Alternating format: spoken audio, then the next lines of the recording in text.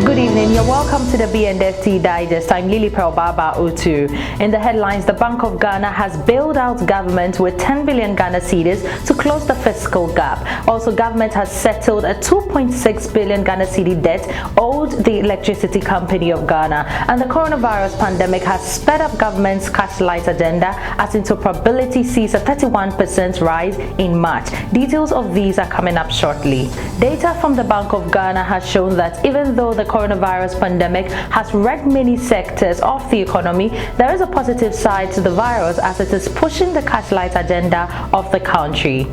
The summary of the economic and financial data May 2020 edition shows that mobile money platform is the biggest gainer in the payment systems. The mobile money interoperability platform, which was launched in May 2018 to make it possible to transfer and receive money from a different network operator, recorded a 31.4% growth in March 2020 alone, the very month Ghana reported its first case of the novel coronavirus. Prior to this, the interoperability platform recorded a contraction of 1.6% and 2.5% in January and February respectively, indicating that most consumers were still comfortable with using hard cash for their business transactions.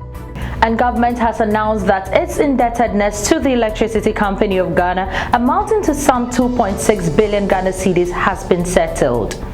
It was also revealed that a credit balance of 500 million Ghana cedis has also been settled. The move is part of efforts to guarantee viability of the power distributor and ensure it has enough funds to inject into operations. The Minister for Energy, Mr. John Peter Amewu, said that the credit balance means government settled its first quarter energy bills to the ECG in advance, saying with an average bill payment of 100 million Ghana cedis per month, the credit balance of over 500 million Ghana cedis is more than enough to pay government's bills from January to April 2020.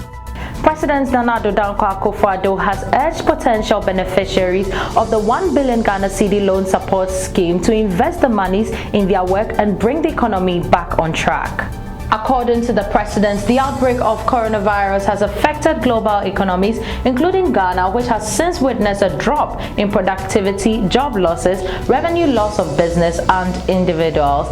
It is against this backdrop that he said the coronavirus alleviation program was introduced with an objective to protect households and livelihoods. And moving on, as part of measures to close the yawning budget deficit gap created by impacts of coronavirus pandemic, the central bank has triggered its emergency financing provision that will allow it to support governments to the tune of 10 billion Ghana cedis this year.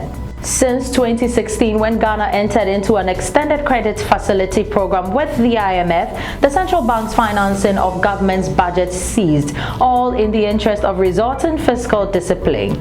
However, with the coronavirus pandemic set to widen the budget's deficit to 7.8% of GDP from a previous target of 4.7%, it has become necessary for desperate measures to be taken.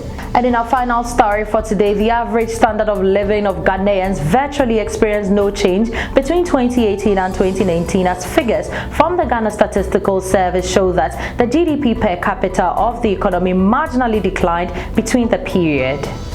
The data indicates that per capita GDP, which simply divides a country's gross domestic product by its total population, declined marginally to $2,212 in 2019 to $2,214 in 2018. This reflects a 0.09 percentage point drop. This was measured against a population of 29.61 million and 30.28 million in 2018 and 2019 respectively.